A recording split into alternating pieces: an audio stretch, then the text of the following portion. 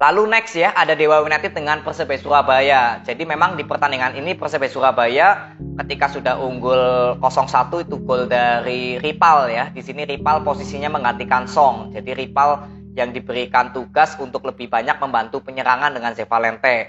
Dan memang terbukti ya kalau Ripal bisa berapa kali ya membantu serangan, salah satunya bisa menciptakan gol.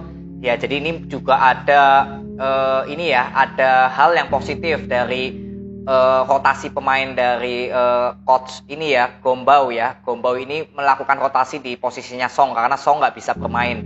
Jadi Ripal yang lebih dimainkan sebagai box to box. Dan ternyata di menit ke-37 ya Catur mendapatkan kartu merah ya, itu menyikut Adi ya. Ini jadi cukup ya bisa menjadi bahan evaluasi ya kepada Catur yang menyikut Adi Setiawan karena itu jelas sekali melakukan sikut. Dan memang bukan hanya untuk merebut bola, tapi memang itu jelas ada faktor untuk melukai atau menciderai lawan ya. Jadi memang keputusan wasit sudah tepat menjatuhkan kartu merah. Dan kabarnya Adi Setiawan sudah sadarkan diri, tadi saya baca di komentar dari live streaming Dewa United dengan Persebaya. Ya, jadi ketika Persebaya Surabaya harus bermain dengan 10 orang dan di sini menjelang babak pertama selesai, Dewa United bisa menciptakan gol. Jadi sebetulnya dalam pertandingan ini ya, walaupun Persebaya Surabaya harus bermain dengan 10 orang, tapi menurut saya justru Dewa United yang nggak bisa memanfaatkan jumlah pemain yang ada. Kalau kalian lihat, permainan Dewa United ini hampir nggak ada kreativitas di sektor tengah, lebih condong bermain dari sektor sayap. Saya juga nggak tahu kenapa justru Olde Rikerik ya, ini pelatih dari Dewa United, di beberapa pertandingan terakhir ini justru permainannya seperti nggak ada perkembangan, seperti justru bermainnya hanya mengandalkan passing long ball. Dan memang di sini ada juga yang beberapa efektif, tapi sisanya juga hampir nggak efektif. Apalagi ketika Persebaya Surabaya di babak kedua bermain dengan 10 orang, ini sama sekali nggak bisa kill the game ya, atau nggak bisa menguasai permainan loh. Persebaya Surabaya justru yang bermain dengan 10 orang ya berapa kali bisa melakukan aliran bola yang cukup berbahaya untuk masuk ke pertahanan Dewa United. Tapi karena faktor bermain dengan 10 orang ya, dari garis pertahanan Persebaya Surabaya yang sudah ke belakang, jadi ketika melakukan penyerangan ya berapa kali juga transisi dari sektor wingback atau pemain tengah juga cukup lambat untuk maju ke depan ya, karena Bruno berapa kali juga diberikan pressing yang cukup ketat. Jadi inilah ya sebetulnya yang membuat Persebaya Surabaya di babak kedua walaupun memang bisa berapa kali melakukan bola possession, tapi karena adanya kartu merah ya, dengan bermain 10 orang ya tentu saja coach Gombau lebih menurunkan garis pertahanan. Ya jadi sangat terlihat lah ketika di babak kedua Persebaya Surabaya bisa menguasai bola possession, tapi ya justru berapa kali juga mudah hilang di area depan. Ya karena aliran bola dari Persebaya Surabaya kalau saya bilang memang berapa kali cukup ketat dilakukan pressing dari pemain Dewa United yang notabene juga memiliki jumlah pemain yang lebih. Tapi yang disayangkan dari saya justru Dewa United gak bisa memanfaatkan situasi ini. Permainannya tetap sama, mengandalkan sektor sayap, memberikan passing-passing. Jadi seperti itu terus peluang-peluang yang tercipta tanpa ada kreativitas dari sektor tengah atau minimal bisa mengambil alih permainan. Bagaimana caranya Persebaya Surabaya jangan banyak bisa menguasai bola possession. Tapi di babak kedua tadi sangat terlihat justru Persebaya Surabaya berapa kali bisa menguasai bola possession padahal jumlah pemain dari Persebaya hanya 10 orang. Ini yang sebetulnya saya sayangkan dari Dewa United yang unggul dari masalah jumlah pemain. Ya, jadi walaupun hasil imbang ini saya bilang untuk Dewa United ya suatu kerugian karena kartu merah ini kan di menit ke-37. Sedangkan dari peluang-peluang yang tercipta di babak kedua selama Dewa United bisa bermain dengan 11 orang, justru peluangnya nggak terlalu banyak yang bahaya. Penampilan dari Andika Ramdhani juga cukup bagus, berapa kali bisa melakukan save. Ya, justru Persebaya Surabaya di babak pertama ada peluang yang berbahaya ya dari headingannya Yamamoto. Ya, lalu positioning dari Paulo Victor juga memang di pertandingan ini nggak terlalu terlihat sekali. Tapi nanti saya akan bahas di preview untuk Persebaya Surabaya nanti ya, karena terlalu panjang durasinya diceritakan di sini. Ya, jadi untuk Persebaya Surabaya walaupun ini mendapatkan hasil imbang, saya bilang ini sudah hasil yang cukup memuaskan juga karena di luar dari Persebaya Surabaya harus bermain dengan 10 orang, ini juga bermain di kandang dari Dewa United ya. Jadi Persebaya Surabaya yang notabene tim tamu menurut saya dengan hasil ini ya sudah cukup baik. bisa mendapatkan 1 poin yang cukup penting dari kandangnya Dewa United. Ya, jadi kedua tim tetap semangat, semoga di pertandingan berikutnya bisa meraih hasil yang lebih maksimal lagi. Lalu next ya, ada PSIS Semarang dengan PSM Makassar. Jadi di pertandingan ini kalau kita lihat ya, sebetulnya PSIS Semarang ini bisa bermain dengan full team ya. Di sini Tri juga dimainkan dari awal dan Bayu Fikri yang justru bermain dari awal juga menggantikan posisinya Fredian ya, karena Fredian nggak bisa bermain. Ya, jadi di sini akhirnya PSIS Semarang bisa bermain full tim lah kalau saya bilang.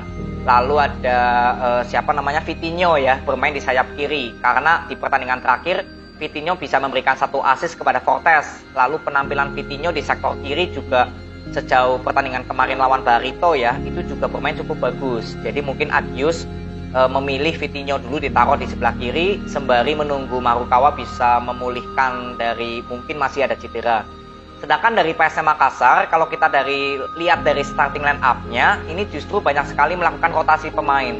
Jujur ya, saya mengerti lah perasaan Tavares ya, dengan banyaknya kehilangan pemain inti seperti Pluim, lalu duo Sayuri, Everton, lalu Kenzo Nambu ya. Kenzo Nambu juga menurut saya walaupun bisa bermain di babak kedua, ya tapi di babak pertama untuk menentukan starting line up ini ya saya bilang Tavares pasti sangat pusing. Ya, jadi kalau boleh saya bilang, ya PSM Makassar menurunkan pemain ya lapis kedua lah kalau boleh saya katakan. Karena kalau boleh dibilang line up-nya PSM Makassar ini banyak sekali melakukan rotasi pemain di posisi ya, bukan di pemainnya aja tapi di posisinya juga.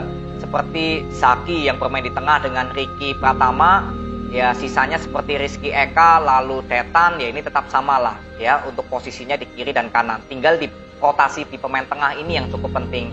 Jadi kalau kita lihat sebetulnya di babak pertama ya jelas PSIS Semarang ini sangat bisa mendominasi ya, karena PSM Makassar ini di sektor tengahnya sama sekali nggak hidup. Ricky Pratama dengan Zaki di babak pertama ini sama sekali nggak terlalu terlihat kontribusinya, baik saat bertahan, baik saat menyerang. Jadi inilah yang membuat PSIS Semarang berapa kali mudah untuk dari belakang langsung mengirimkan bola ke depan. Atau boleh dibilang dengan passing-passing long ball ya, itu berapa kali efektif, terutama ke sisinya Vitinho. Karena di babak pertama lebih banyak PSIS Semarang menyerang atau membangun serangan dari sektornya Vitinho. Ya, tapi di sini justru Freitas yang bisa menciptakan gol dulu ya, dan itu Freitas posisinya dari kanan bisa masuk sampai ke kiri ya. Jadi posisinya Vitinho di situ juga ada Freitas double cover ya kalau boleh dibilang. Jadi Freitas di sini posisinya kosong dan bisa lakukan shoot yang menurut saya juga sudutnya cukup sempit. Ya, itu gol yang cukup bagus dari Freitas. Positioning Freitas cukup bagus. Nah, jadi ketika PSIS Semarang sudah unggul 1-0, lalu kemudian gak lama Vitinho bisa memberikan gol lagi, yaitu sangat terlihat kalau memang sektor tengah dari PSM Makassar ini kurang cover ya untuk melakukan pertahanan. Jadi ya gol dari Vitinho yang bisa melakukan individu sendiri tanpa ada kawalan yang berarti ya, karena Yuran itu posisinya justru takut ada pelanggaran mungkin ya ketika Vitinho membawa bola. Jadi Yuran justru nggak melakukan gangguan sama sekali kepada Vitinho. Dan di sini akhirnya Vitinho bandaiwan dengan Erwin Kutawa langsung bisa melakukan shoot yang cukup keras. Ya, jadi perlu digarisbawahi kalau kesimpulan saya untuk PSIS Semarang di babak pertama sebetulnya untuk penyerangan dari sektor tengah ini nggak terlihat sama sekali. Hampir kontribusi dari Septian David dan juga Tri ini nggak terlihat di babak pertama. Karena memang di sini juga faktor dari PSM Makassar di sektor tengahnya nggak terlalu banyak melakukan perlawanan. Jadi PSIS Semarang ini seperti untuk mengirimkan bola ini nggak perlu dari sektor tengah gitulah intinya. Jadi langsung mengirimkan bola aja langsung ke sektor sayap. Karena memang sektor tengah dari PSM ini menurut saya nggak terlalu hidup di babak pertama. Jadi PSIS Semarang di babak pertama juga nggak bisa memanfaatkan kelonggaran ini untuk berkreativitas. Tapi memang di sini PSIS Semarang sudah langsung unggul 2-0 melalui gol dari sektor sayap semua. Ya, lalu kita masuk di babak kedua. Nah, di babak kedua terlihat kalau Tavares tahu ya kalau sektor tengah dari PSM Makassar ini menjadi titik lemah penyerangan dan juga pertahanan dari PSM. Makanya di sini Kenzo Nambu bermain, lalu sisanya ada siapa ya, itu hampir saya nggak terlalu tahu ya karena banyak sekali pemain-pemain yang baru dimainkan ya. Doni Salman ya kalau nggak salah, itu juga Salman Sidik ya, ini baru bermain menggantikan Erwin Gutawa di menit ke-46. Jadi memang terlihat kalau Tavares sudah melakukan evaluasi. Dan yang saya sayangkan sebetulnya PSIS Semarang ketika di babak kedua ini justru nggak bisa mengambil alih permainan. Padahal PSM Makassar justru di babak kedua banyak sekali ya memainkan pemain yang boleh dibilang jarang dimainkan menjadi starting line up. Ya, di sini kalau boleh saya bilang PSM Makassar sangat terlihat kalau kualitas pemain-pemainnya ini seperti Adilson, lalu Kenzo Nambu. Kalian bisa menilai sendirilah bagaimana perform dari Adilson dan juga Kenzo Nambu. Kenzo Nambu ketika masuk di babak kedua, kalau boleh saya katakan langsung bisa memberikan perubahan yang sangat signifikan untuk sektor tengahnya PSM. Baik saat bertahan, baik juga saat menyerang. Apalagi ini Kenzo Nambu bisa memberikan 1 gol. Itulah membuktikan kualitas dari Kenzo Nambu. Sedangkan dari Adilson, yang harusnya ini kan pemain yang juga berapa kali sering diturunkan oleh Tavares ya. Tapi justru nggak bisa memberikan kontribusi sama sekali. Sama sekali nggak bisa memberikan peluang ataupun mengalirkan bola. Ketika mendapatkan bola juga berapa kali selalu kena dari kawalannya Wahyu Pras ataupun Lukau. Jadi ya terlihatlah kalau kalian bisa menilai lah penampilan dari Adilson menurut kalian gimana. Justru Zaki ketika masuk di babak kedua bermain lebih ke kiri, itu lebih hidup serangan dari PSM Makassar. Andi Harjito juga beberapa kali sering mengisi ke sektor kanan ya. Ini juga cukup bagus, tapi ya kembali lagi ke masalah finisher, ke masalah kualitas dari Adilson.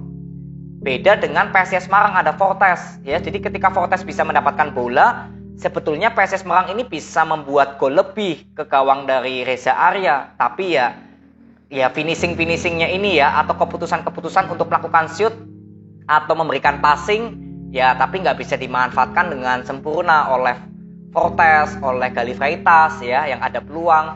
Ini berapa kali sebetulnya PSIS Semarang bisa membuat gol tambahan tapi ya justru malah di babak kedua menjelang 20 menit terakhir ya justru PSM Makassar yang bisa mengambil alih permainan.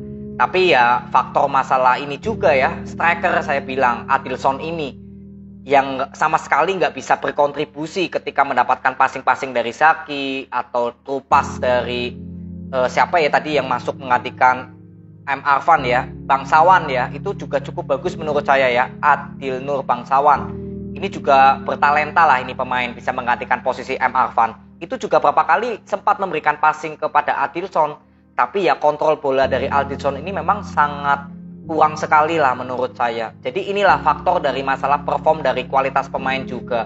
Ya, jadi untuk PSIS Semarang walaupun ini menang, tapi saya bilang masih ada evaluasi di beberapa lini, terutama di sektor tengah. Ini kalian bisa lihat ketika Bayu Fikri bermain di babak kedua menggantikan Tri. Ya dari pertandingan sebelum ini ya, PSIS Semarang ini di sektor tengah sama sekali nggak ada kreativitas serangan. Septian David bermain sampai menit ke 83 sebelum diganti oleh Rumbino itu sama sekali nggak terlalu terlihat. Jadi kreativitas PSIS Semarang ini lebih hidup di sektor sayap. Ya, jadi ini juga ada evaluasi untuk Agius di sektor tengah. Semoga ya ada rotasi atau evaluasi dari Agius dari beberapa pertandingan terakhir ini sektor tengah PSIS Semarang nggak berjalan untuk penyerangan. Sedangkan untuk PSM Makassar dengan bermain kalau boleh saya bilang ya nggak full tim ya atau boleh saya katakan PSM Makassar bermain dengan pemain lapis ya kebanyakan ya disinilah kalian bisa lihat bagaimana kualitas pemain-pemain dari PSM Makassar yang sejauh ini perform atau tidak. Yang paling terlihat jelas menurut saya ya kualitas Adilson. Harusnya pemain ya kalau boleh saya katakan senior lah ya dari masalah usia dan juga pengalaman kan Adilson cukup banyak dibandingkan pemain-pemain muda lainnya dari PSM. Ya harusnya seorang Adilson ini bisa menggendong PSM Makassar ya dengan pengalamannya. Tapi justru ketika Kenzo Nambu bermain, ya justru Kenzo Nambu yang terlihat memang kualitasnya yang bagus. Inilah ya kesimpulan yang saya bisa dapatkan dari pertandingan PSM Makassar. Dan sejauh ini ya Tavares tinggal mengenai rotasi pemain ya memang seadanya seperti ini ya. Jadi saya boleh katakan ya maklum lah dengan kondisi PSM Makassar yang banyak ditinggal dari pemain-pemain intinya yang cedera. Jadi Tavares ya harus dikasih waktu juga untuk melakukan rotasi-rotasi ini. Ya, jadi untuk PSIS Semarang selamat kalian mendapatkan 3 poin. Semoga dengan kemenangan ini ada rotasi atau evaluasi dari Agius terutama di sektor tengah. Perform Septian David beberapa kali di beberapa pertandingan terakhir belum terlihat maksimal. Lalu untuk PSM Makassar tetap semangat, jadikan kekalahan ini sebagai motivasi agar pemain-pemain PSM Makassar yang boleh saya bilang jam terbangnya masih minim tapi sudah diberikan waktu oleh Tavares bermain, ya semoga menjadi motivasi. Jangan berbicara dari kekalahan ini, tapi yang penting pengalaman untuk nanti memotivasi permainan PSM Makassar lebih baik lagi. Ya, ini untuk pemain-pemain muda dari PSM Makassar. Jadi tetap semangat untuk PSM Makassar. Jadi ini aja review dari 5 pertandingan. Terima kasih untuk tontonannya ya. Semoga bermanfaat. See you.